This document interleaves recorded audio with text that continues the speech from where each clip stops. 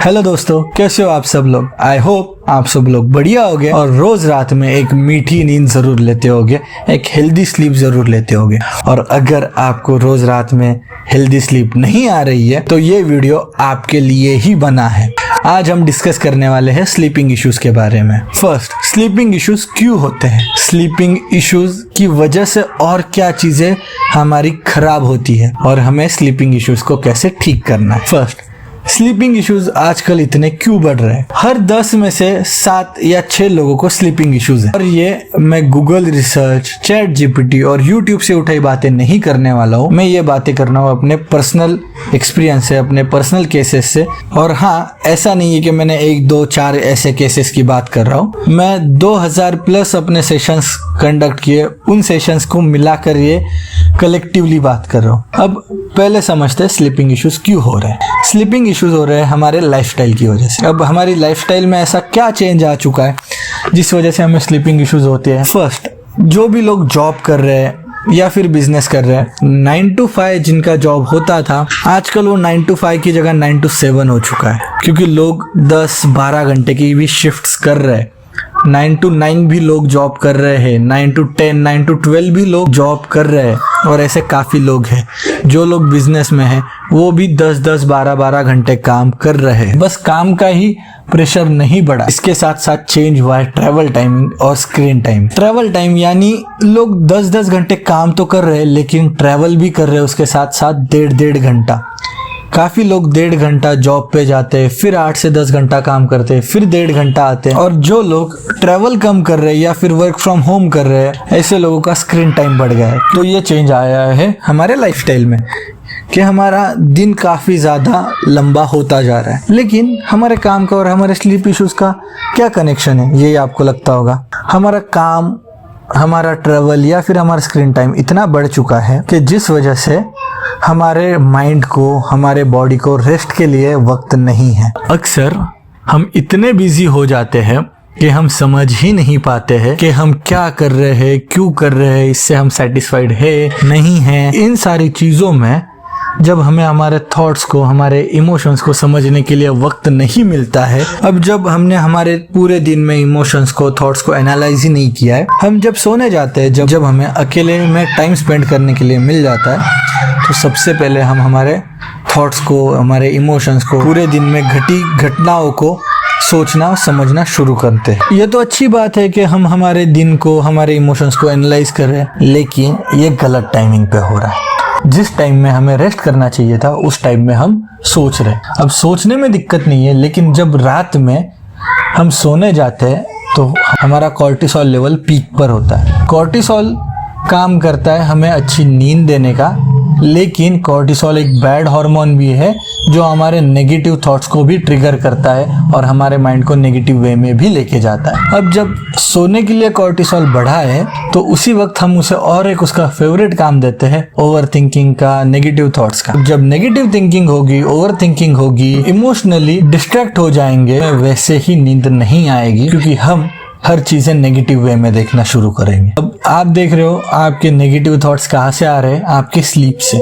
In most of the cases sleep issues की वजह से ही ओवर थिंकिंग, नेगेटिव थॉट्स आते हैं। और नेगेटिव थॉट्स और ओवर थिंकिंग हो तो ऑटोमेटिकली स्लीप इश्यूज होते ही होते हैं। कोई एक इंसान आप मुझे दिखा दीजिए जिसे ओवर थिंकिंग हो रही है, नेगेटिव थॉट्स हो रहे हैं और वो घोड़े बेच के सुकून की नींद ले रहा है। ऐसा नहीं हो सकता। अब ये तो हुआ कि हमारी लाइफस्टाइल, हमारी नींद किस तरीके से डिस्टर्ब हो रही है, हमें स्लीप इश्यूज क्यों हो रहे हैं। अब चलते, इन्हें करेक्ट नहीं किया जाए तो इनके नेगेटिव इफेक्ट्स कितने ज़्यादा हार्मफुल और क्रिटिकल हो सकते हैं। हम एक हायरार्की में चले गए कि स्लीप इश्यूज से लेके आप किस लेवल पे जाने वाले हो उस हायरार्की में। फर्स्ट स्टेज होता है आपका स्लीप इशू।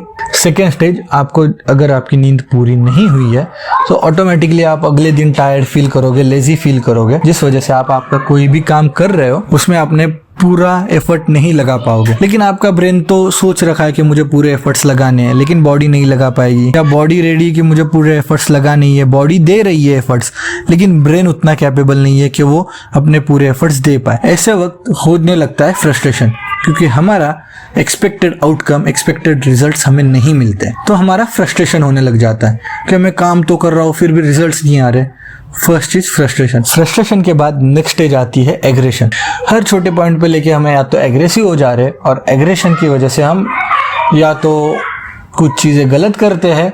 एग्रेशन में भी दो टाइप्स होते हैं, सप्रेसिव एग्रेशन और एक्सप्रेसिव एग्रेशन। उसे मैं दूसरी वीडियो में एक्सप्लेन करूंगा। अभी एग्रेशन के बाद क्या, एग्रेशन के बाद नेक्स्ट स्टेज आती है सेल्फ ब्लेमिंग या सोसाइटल ब्लेमिंग। इसे भी मैं किसी और वीडियो में एक्सप्लेन करूंगा। अब चलते हैं नेक्स्ट स्टेज की तरफ। एग्रेशन के कुछ दिनों बाद अगर ये एग्रेशन सस्टेन करे तो उसके बाद स्टेज आता है सेल्फ ब्लेमिंग या सोसाइटल ब्लेमिंग। या तो अपने आप को ब्लेम करने लगता है उसके साथ हो रही चीजों के लिए, या फिर वो सोसाइटी को ब्लेम करना शुरू करता है जो भी उसके साथ हो रहा है। सोसाइटल ब्लेमिंग और सेल्फ ब्लेमिंग को भी मैं किसी नेक्स्ट वीडियो में एक्सप्लेन अच्छे से करूंगा।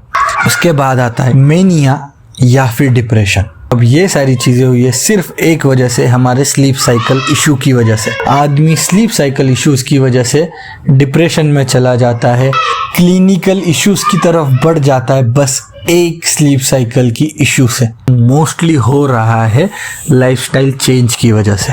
अब इसे ठीक कैसे किया जाए? सबसे पहले अगर आप टाइम पर सो नहीं पा रहे हो तो टाइम पर उठना शुरू कर दो। आप सोचोगे ये क्या है, अगर मैं सो ही नहीं पा रहा हूँ तो टाइम पे कैसे उठूंगा? तो हाँ, इसी चीज को हम थोड़ा समझते हैं। आपको सबसे पहले शुरू करना है टाइम पर उठना। आपका एक फिक्स टाइम करो कि आपका 9 बजे ऑफिस होता है तो आपको कितने बजे उठना है, कितना टाइम लगता है आपको ट्रैवलिंग में, कितना टाइम लगता है रेडी होने में। काफी लोग जब नींद पूरी नहीं होती तो अपने टाइम को थोड़ा आगे पुश करते रहते हैं, जिस वजह से आगे का जो रूटीन है वो लेट हो रहा है तो वो ऑटोमेटिकली एंशियस हो रहा है। एंशियस होके वो चीज़ें जल्दी करना चाहता है, जिससे चीज़ें और बिगड़ती है, फिर फ्रस्ट्रेट होता है, फिर एग्रेशन आता है। तो वही जो मैंने पहले साइकिल आपको बोली है कि उस साइकिल में वो चला जाता है। चाहे मैं 4 बजे सोऊं, मुझे 7:30 को ही उठना है। चाहे मैं 7 बजे सो रहा हूँ, फिर भी 7:30 को उठना है। चाहे मैं रात में अच्छे से 9, 9:30, 10 बजे सो रहा हूँ, फिर भी 7:30 को उठना है। उसके बाद सेकेंड चीज़ क्या करनी, आप वर्किंग प्रोफेशनल हो, बिजनेसमैन हो, हाउसवाइफ हो या फिर स्टूडेंट हो, आपको हर 2 घंटे बाद 5 से 7 मिनट का रेस्ट लेना है। रेस्ट यानी क्या, सोना नहीं है। इस 5 to 7 मिनट्स के गैप में आप अपना पहले तो वाटर इनटेक कंप्लीट करोगे। दूसरा, आप या तो चॉकलेट खा लो या फिर ड्राई फ्रूट्स खा लो या फ्रूट्स खा लो। चॉकलेट्स क्यों? चॉकलेट्स इंपॉर्टेंट है, स्वीट शुगर इंपॉर्टेंट है हमारे बॉडी का ग्लूकोज बढ़ाने के लिए, ग्लूकोज लेवल इंप्रूव करने के लिए। उस 7 मिनट में आपको किसी फ्यूचरिस्टिक चीज़ों की प्लानिंग नहीं करनी, ना पास्ट में क्या हुआ था उसके बारे में सोचना। बस आपको एक नॉर्मल वॉक लेना है अपने घर के अराउंड, अपने कॉलेज के, अपने जहाँ पे भी हो, ऑफिस के अराउंड, आपको एक नॉर्मल वॉक लेना है। तीसरी चीज़, आपको रात में सोने से पहले मेक श्योर करो कि आप 11 के बाद अपने लैपटॉप, अपने फ़ोन, टीवी, किसी चीज़ को भी टच ना करो। स्क्रीन से पूरा डिटैच, पूरा एकदम बाइकआउट कर लेना इन चीज़ों को 1 घंटे पहले। अब अगर 12 बजे सोते हो तो 11 बजे कंप्लीट इन चीज़ों को बंद कर देना है हमें। आप सॉन्ग सुनो, बुक्स पढ़ो, फैमिली के साथ इंटरेक्ट करो, ये सारी चीज़ें करो, लेकिन आपको 1 घंटा आपका ना फ़ोन देखना है ना टीवी देखना है। 1 घंटे में आप क्या कर सकते हो, एक शावर ले सकते हो वार्म वाटर से। अगर आपको नहाना पॉसिबल नहीं है तो आप गुनगुने में पानी में अपने पैर रख के 15 मिनट तक बैठ सकते हो। पूरे दिन में ये सिर्फ 3 चीजें इंप्लीमेंट करने से आपका स्लीप साइकिल ठीक हो जाएगा। शायद 1-2 दिन आपको दिक्कत हो कि रात में नींद नहीं आ रही हो और आप फिर भी जल्दी उठ रहे हो, तो दिक्कत हो, पूरे दिन के दौरान थकावट महसूस हो, लेकिन एक टाइम के बाद जब बॉडी अपने लिमिट को रीच करने लग जाती है, ऑटोमेटिकली जो इंसान 7:30 बजे उठ रहा है, 6:30 बजे उठ रहा है, उसे 10-11 बजे नींद आनी शुरू हो जाएगी और आपको 10 बजे 11 बजे बेड पर जाना ही पड़ेगा। अब उसके 1 घंटे पहले अगर आप फोन यूज नहीं कर रहे हो तो माइंड ऑटोमेटिकली काम मोड में चला जाता है। आप वार्म वाटर से अगर नहा रहे हो या तो ऑटोमेटिकली आपका ब्लड फ्लो स्लो हो जाता है कि बॉडी काम और रिलैक्स मोड में चली जाती है। काफी सारी चीजें मैंने इस वीडियो के दौरान एक्सप्लेन नहीं की है क्योंकि काफी ज्यादा वीडियो लेंदी हो जाता, तो सारे डाउट्स आप कमेंट में पूछ सकते हो। और अगर आप कोई भी इमोशनल या साइकोलॉजिकल इश्यूज फेस कर रहे हो तो आप डिस्क्रिप्शन में जाके वेबसाइट पे विजिट करके सीधा सेशन बुक कर सकते हो या फिर व्हाट्सएप के थ्रू भी आप सेशन बुक कर सकते हो। और ऐसे ही वीडियोस के लिए हीलिंग इमोशंस को सब्सक्राइब जरूर कर लेना और बेल आइकन जरूर दबा लेना। Thank you.